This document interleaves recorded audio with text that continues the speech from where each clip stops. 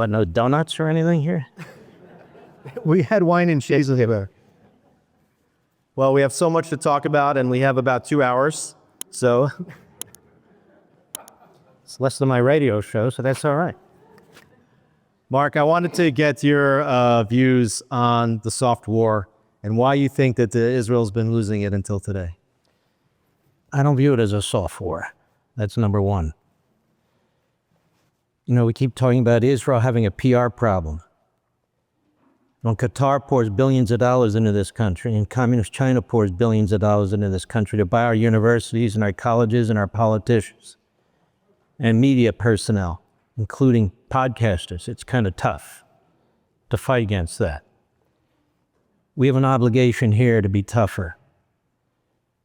Let me give you an example. I decided 6 or 7 months ago that this Tucker Carlson was not being challenged.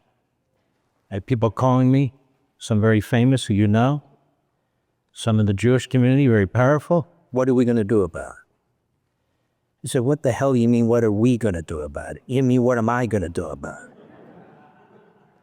Everybody was so afraid. I said, it's time to my wife. I got to go into the sewer for 6 months. I got to deal with these bastards. Unfortunately, I still have 1 foot in the sewer dealing with these people. And the fact of the matter is, they have access to our colleges and universities.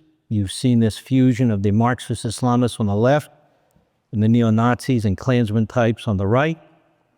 They may have a different ultimate objective, but ultimately they have the same means, which is they hate us, they hate America, and now they hate evangelical Christians. So they've taken off quite a big chunk of the population. I'm disgusted at the lack of politicians speaking out against these people. In our party, there's a handful. I don't know what they think. They think you're going to build a Republican majority with 1930s Nazis or 1950s racists? That's not going to fly.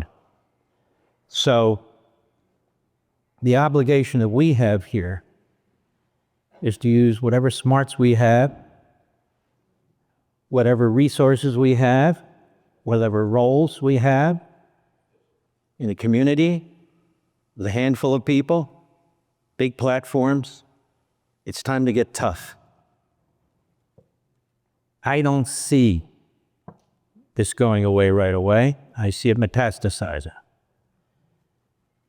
People wonder what 1930s looks like. You're looking at it all over the world. You don't have to wonder anymore. I am appalled by some of the statements coming out from people. Do we use the light? I am wondering if certain conservative institutions are going to collapse, are going to acquiesce, or if they're going to stand up strongly and do what they're supposed to do. We in this room, we believe in the Declaration of the Constitution. We believe that God is the sovereign, and He gave the people of this nation the sovereignty for a representative republic. We believe in the Enlightenment with John Locke. Can we hear a woo for the Enlightenment over here? That's my wife, she's great. John Locke, Montesquieu. It's funny how this isolationist, bigoted, anti-Semitic kookery on the right rejects all of them. They tear down our symbols as much as the left does. So in defending ourselves, we're defending this country. And let there be no mistake about it. This is not a free speech debate. This is not a policy debate. It's not even purely an Israel debate. It is a debate over Jews and Judaism. Do we even get to survive in a free country? Please take very seriously what I'm telling you.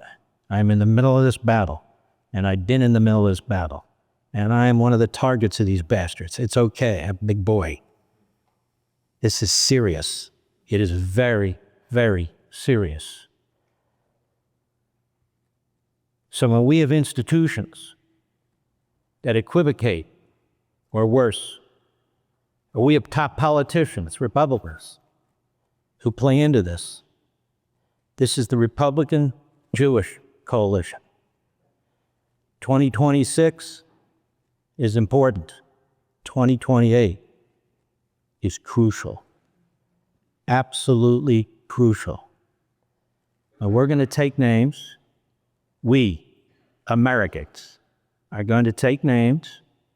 We're going to see who's associated with who platforms whom, who supports whom, and we're going to make our decisions.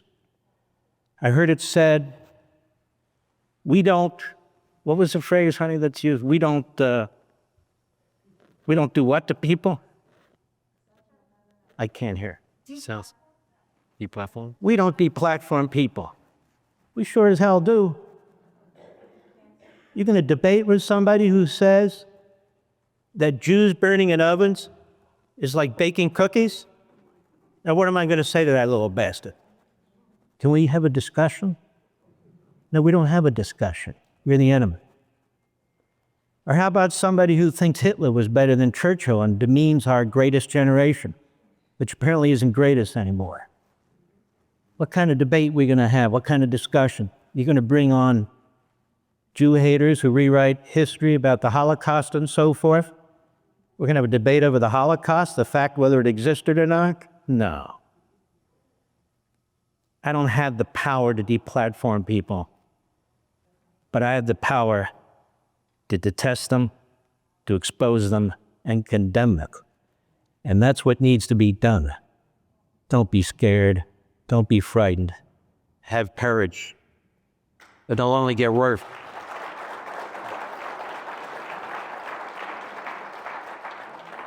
Don't be afraid to defend your faith, your ethnicity, your history. George Washington gave an early speech to a Jewish congregation praising the Jews. Jefferson praised the Jews. This country was founded on Judeo-Christian beliefs. We're not the problem. These other bastards are the problem, not us.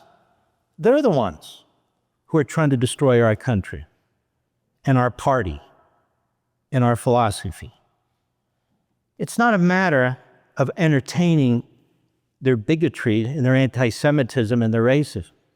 It's a matter of exposing it and denouncing it and crushing it in any way we can without violence. Without violence.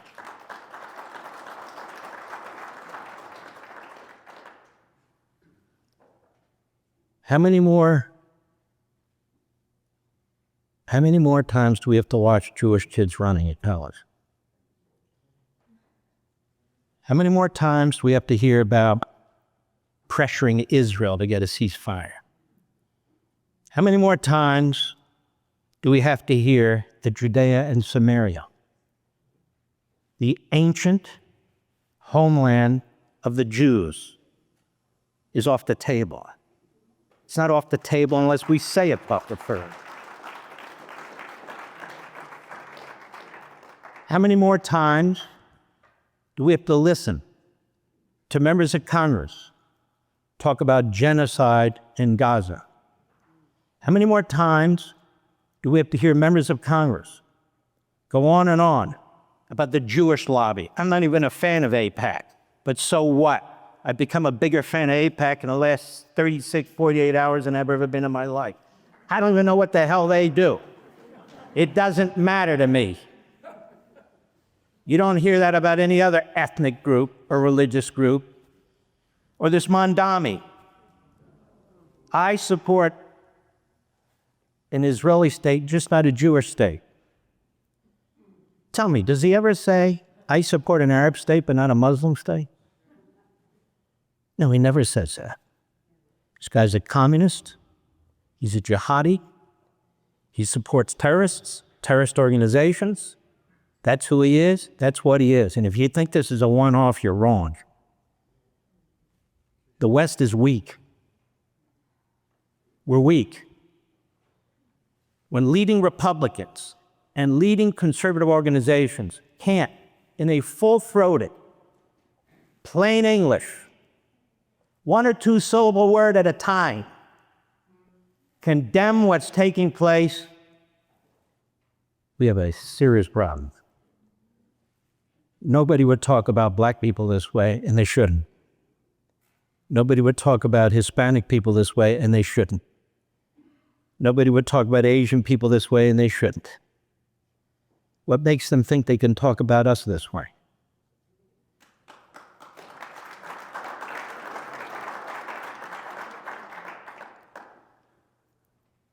You know, with the rise of the Third Reich, you had Jews who would say in Germany, I fought in World War I for Germany, and it didn't matter. So I'm going to say something that's kind of troubling but needs to be said. My grandfather fought at Iwo Jima in Guam. My great-uncle fought at Guadalcanal. I don't have to make apologies for who I am about anything. How about little Ada Fuentes? What did his family do for this country? What did he do? How about Tucker Carlson? What did he do for the country?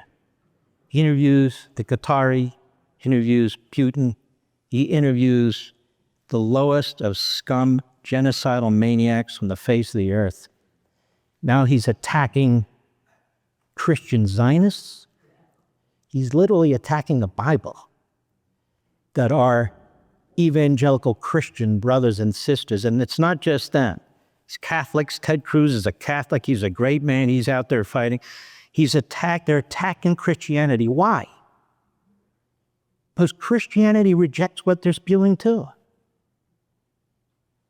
Judaism rejects it. Christianity rejects it. Atheists reject it. Agnostics reject it.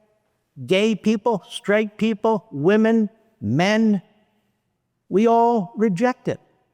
So why is it so hard for people in my business or people in leading positions in government to do the same thing? What are they afraid of? They need to be afraid of regular Americans like you and me. They need to be afraid of us. So when they hear stuff like that, they say, what? What are we going to say? I'm not talking about Jews. I'm talking about all Americans. What are we going to say? The problem is with the extremes. They capture the cultural centers in the country. They capture the teachers' units. They capture the faculty. They capture the media. They capture all these fine points. Groups like CARE know how to do it. Students for Justice in Palestine know how to do it. Little Adolf knows how to do it. Some of the others know how to do it. And that's what they're doing. They don't represent a majority. Hitler didn't represent a majority when he started. Mao didn't represent a majority. Lenin didn't represent a majority. Castro didn't represent a majority. Noriega didn't represent a majority. That's the problem. It doesn't take a majority. It takes a cabal or a very aggressive, sinister minority to do the damage. So what I'm telling you here is I'm not going to put a smiley face on this. I don't put a smiley face on this. I put an angry face on this. And we need to engage, and we can't leave it to other people only. Where is everybody? Where are they? We have to defend ourselves. We can't rely on other people. I'm not saying we don't engage and build alliances, we red-blooded Americans. But it's up to us, each and every one of you. You're going to ask Mark how. You've got to sit down at your dinner table and figure it out. What is it that you can do in your life that's going to make a difference? I don't care if it's at synagogue where you see they're weak, and many of them are.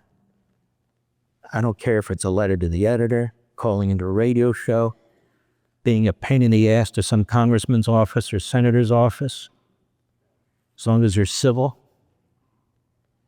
Whatever it is, do it now.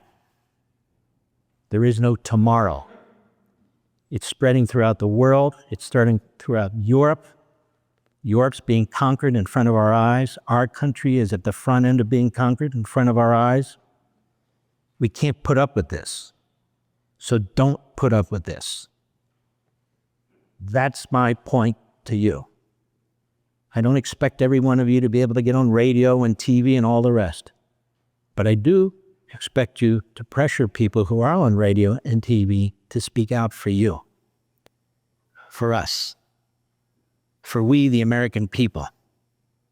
We stand for Americanism because we, maybe uniquely as Jews, a tiny percentage of the population, we know what a fantastic country this is. We know that we've had the greatest period of peace and prosperity in the history of the Jewish faith, right here in the United States. And we're not giving it up, period.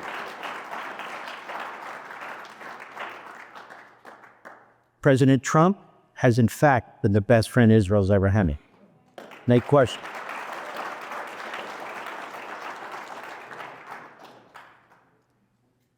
But we have to look beyond. We have to look strategically. We have to plan. We have to prepare. We can't play defense and wait to see how things turn out. We can't do that. We need to be proactive. They talk about litmus tests. We have a litmus test. Do you support America or not? Are you a racist or not? Are you a bigot or not? Are you a Jew hater or not? It's not a tough test. But unfortunately, it's a test that has to be made. Now, as for Israel, I told you, 2 hours is nothing. Mark, you already answered like 7 of my questions. Here comes number 8. Rather than Israel having something to apologize for, Israel should be celebrated by the entire free world.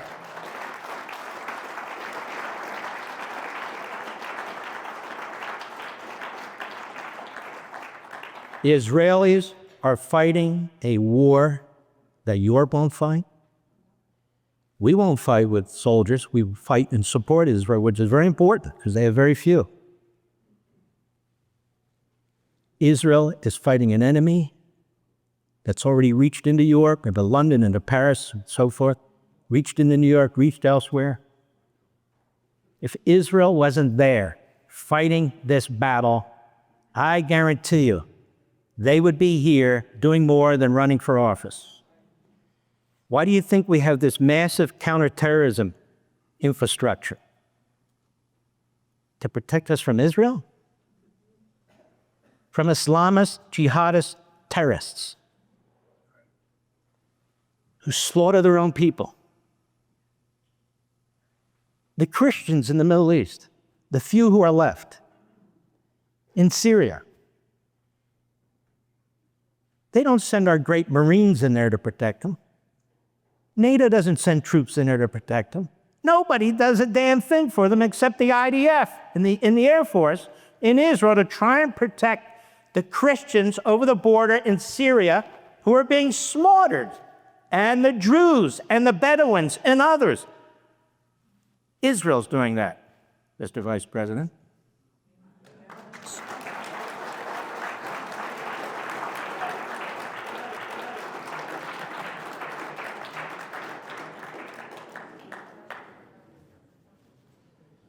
Calm down. I'm not going there fully yet.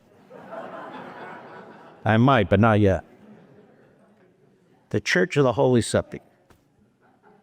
The Church of the Holy Sepulchre. We're pressuring Israel to make sure they protect places like the Church of the Holy Sepulchre. As I speak, you know who's staying in there defending that church? The IDF. From who? The Palestinians. The Jordanians. Who protects the Al-Aqsa Mosque? Who protects the Al-Aqsa Mosque? The IDF.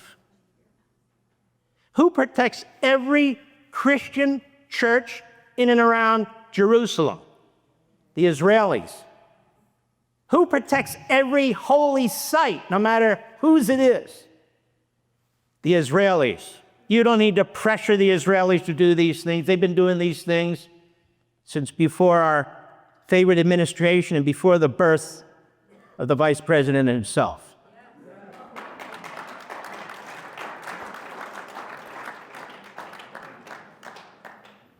And I'm not picking on him. I'm just responding. Somebody has to.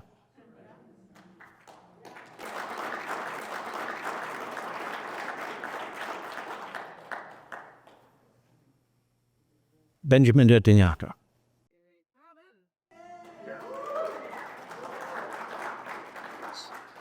Why is he so controversial?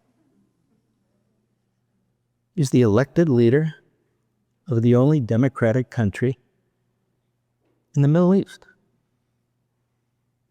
So why do they want, in our country, the radical left and the radical right to replace him? Now let's see what he's done in the last 24 months. They had Hamas surrounded in the city of Gaza. They had to pull back. They wanted to get the hostages out. And God bless them for doing it. They took out the entire leadership of Hamas, except for those that our great dear friends, the Qataris, are protected, and our great new dear friends, the Turks, are protected, or they'd be gone too. What else have they done? That would be enough. Under Netanyahu's leadership, blew out the entire leadership of Hezbollah in one weekend. And then tracked down Nasrallah, and what did they do? They didn't have bunker busters. One jet after another, 2,000-pound bombs, precision, boom, boom, boom, took them out. The man in charge of killing hundreds of Marines, blowing up 2 U.S. embassies, and American personnel. Israel did that. Came to the defense of themselves and us. Iran. It was a 12-day war. The Israelis defeated Iran. They took out their radar, precision. They took out their ground-to-air missiles, which were the best the Russians had. Took out a dozen of their nuclear scientists, but they didn't have the bombs to take out the nuclear sites, or they would have done it themselves with the bombers. We did. The Israelis won that war, and we destroyed their nuclear sites with our great president.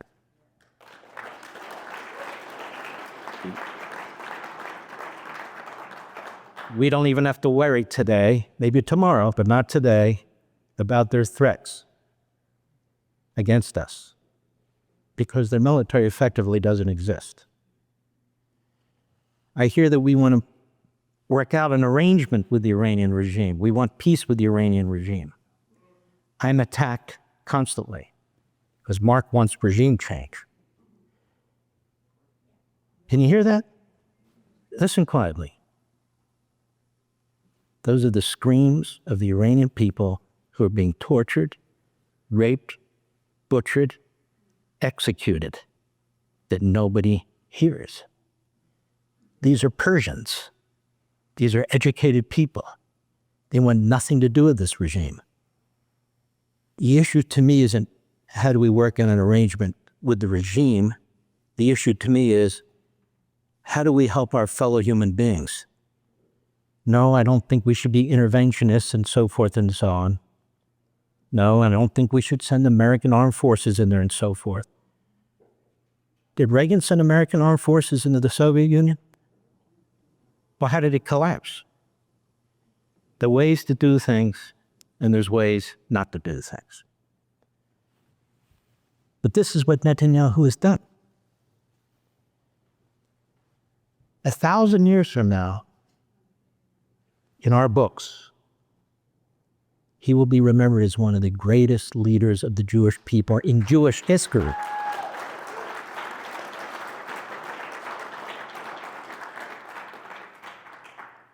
And the Lilliputians, the bureaucrats, the European socialists who founded Israel that don't like much when the people don't vote for them.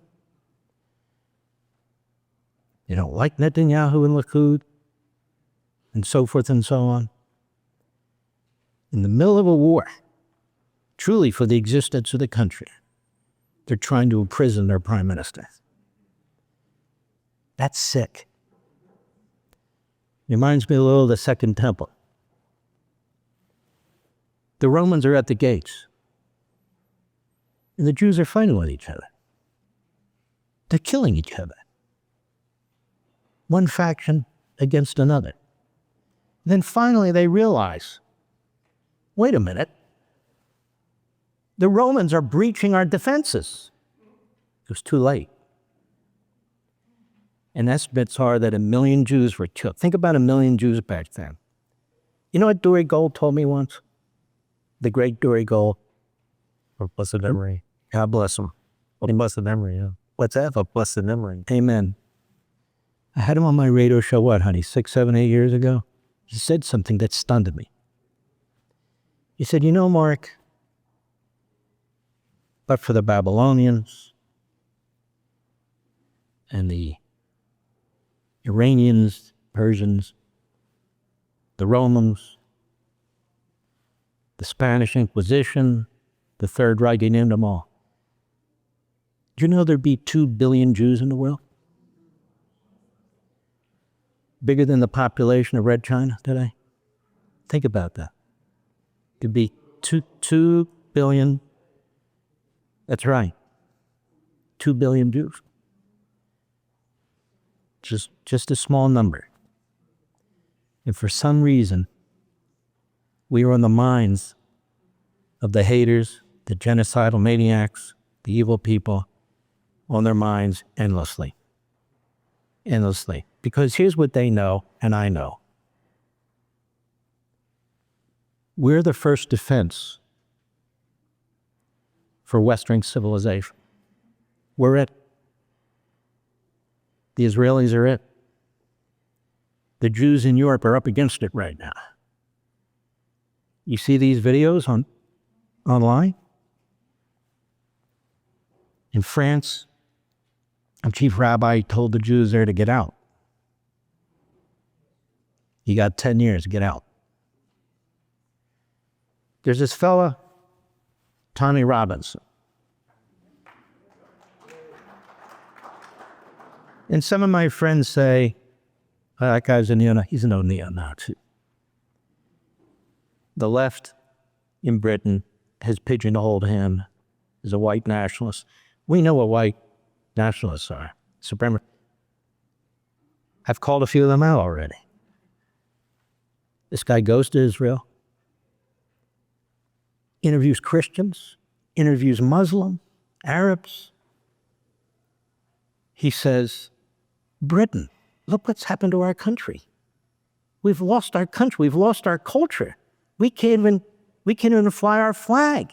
We can't have meetings in certain neighborhoods with our lives. And now the police enforce what is effectively Sharia law and so forth and so on. Our courts uphold it. Our government, this guy Sturmer, whatever. Look what he's done. He says, why are we attacking the Jews?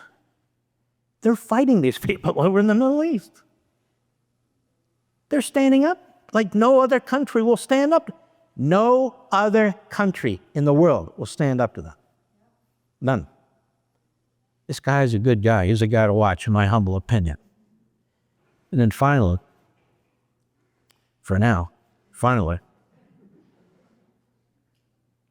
where was everybody when 600,000 Muslims were slaughtered in Syria? Where are they today when 250,000 Muslims are slaughtered in Yemen? They're nowhere. Where are they today when Hamas is butchering and killing Palestinians? Wow, the silence is incredible. That's a ceasefire, mind you. They're nowhere. Where are they when 200,000 black Christian Nigerians have been murdered? 100,000 black Christian Sudanese have been murdered. Where are they? Where's little Adolf? Where's Carlson? Where are any of these people? Where are the leaders of our party? Congress? And so forth and so on? Is this what isolationism means? You know what the great Ronald Reagan said? No fortress America. We cannot survive a fortress America. Because he understood, and Trump understands this too, peace through strength was Reagan, and it's Trump. And Trump has used the military. He used the military on several occasions. In fact, he used the military, first of all, in June, when he told the Israelis, go ahead and attack the Iranians. I was accused of being the person who persuaded him to do that. Thank you. He didn't need persuasion from me.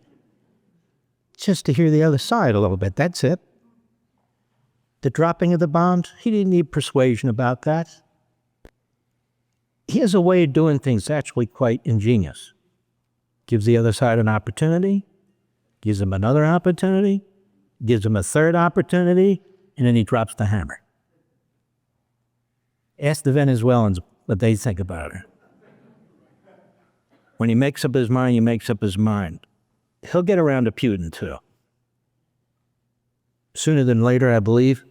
I certainly pray, but he will. But if isolationism means that our shores have to be hit, the continental United States and Hawaii and Alaska, before we're going to do anything, then we're dead. The whole point is to make sure our shores aren't hit, to make sure the missiles don't come into our country. You know, this is why we have forward bases, not just to protect other countries, but to protect us. This is why we have NATO, not just to protect the European countries, to protect us. We created NATO. We did the Marshall Plan, the greatest generation. I would argue the greatest generals. They decided that we could not isolate ourselves like we did in the 1930s. We paid a huge price for that. Hundreds and hundreds of thousands of American soldiers died. Britain begged us to help them. They were the only one capable of fighting. Churchill begged us to get into the war. FDR wanted to get us into the war. So we were attacked at Pearl Harbor. Pearl Harbor. Let me make another final comment. This is the easiest interview I've ever done. Me too.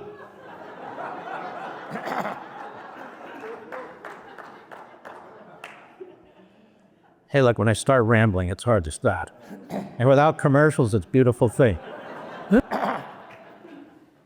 You can make a vote for JNS. Yeah, I'm going to. You know, when Marjorie Taylor Greene was an IQ of a cucumber,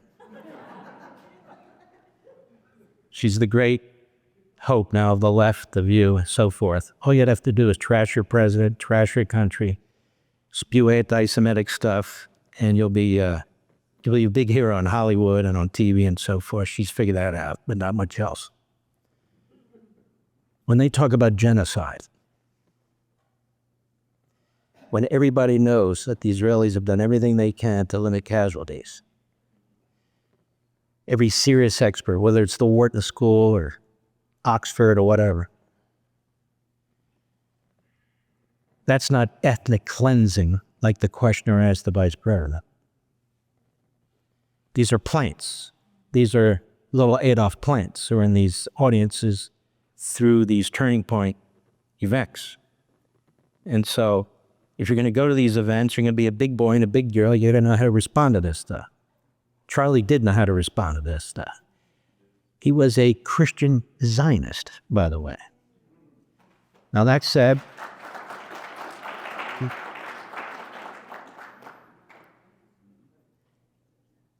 when we took out Hiroshima and Nagasaki, that wasn't ethnic cleansing.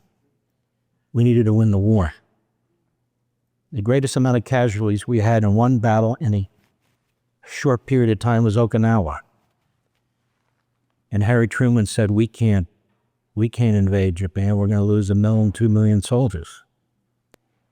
So it's them or us. And they prayed that those bombs would work.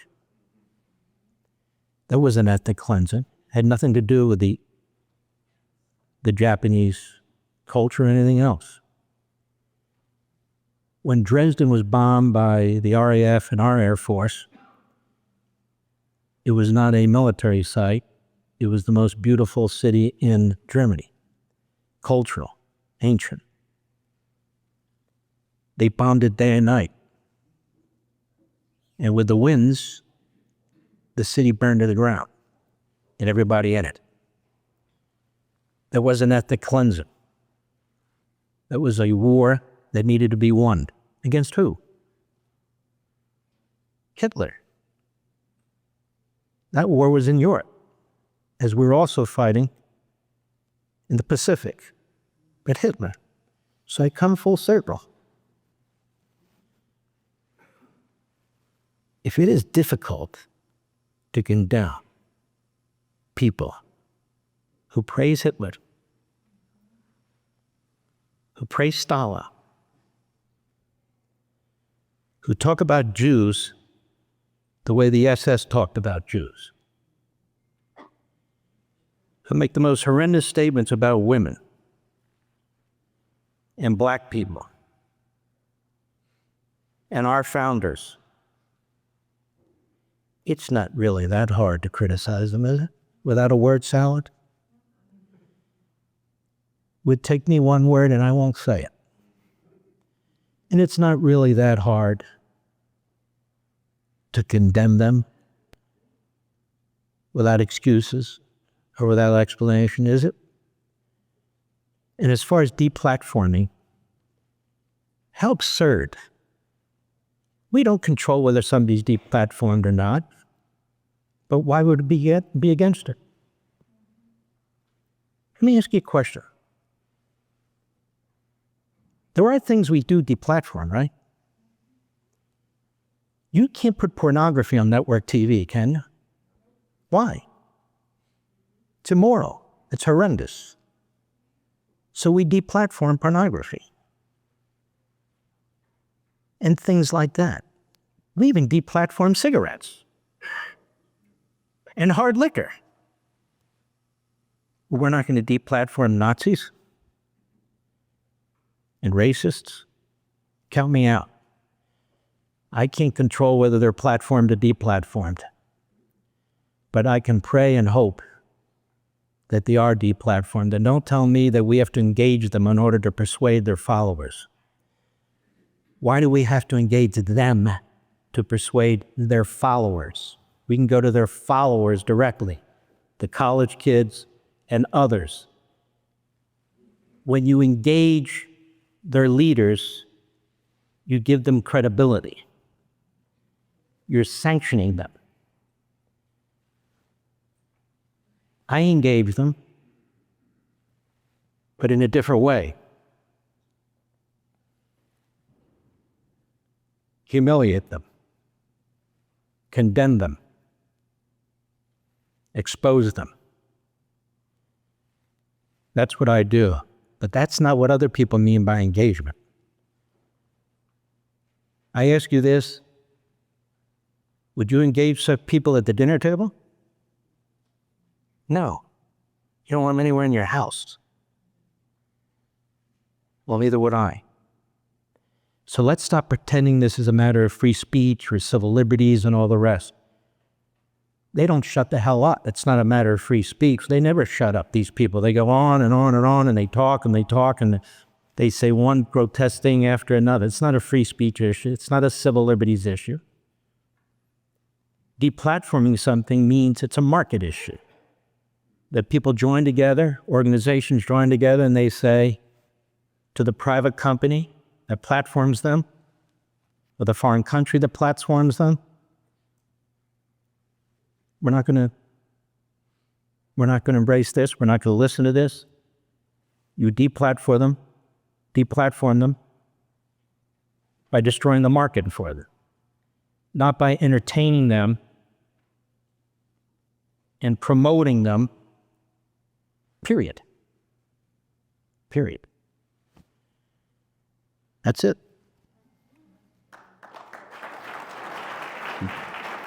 Mark, we are grateful for your clarity. We are grateful for your powerful voice. Want to talk about? And I am grateful for your friendship and your support. Well, let me say this to Alex and the team.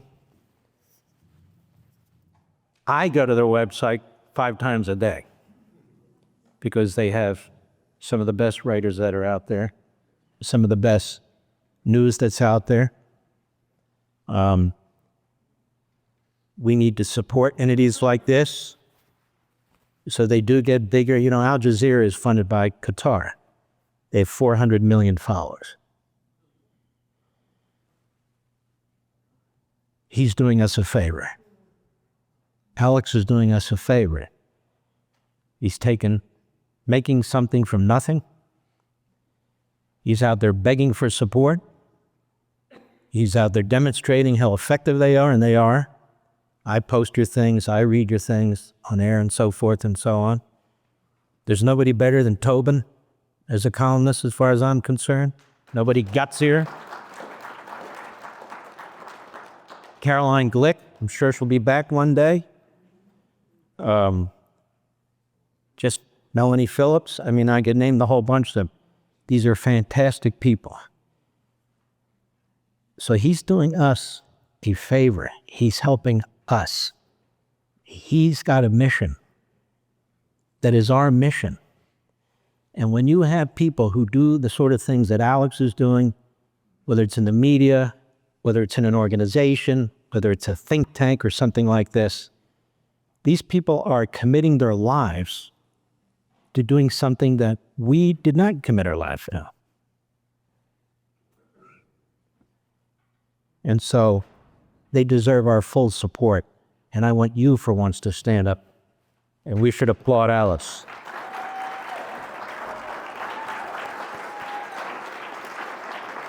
Ladies and gentlemen, Mark Levin.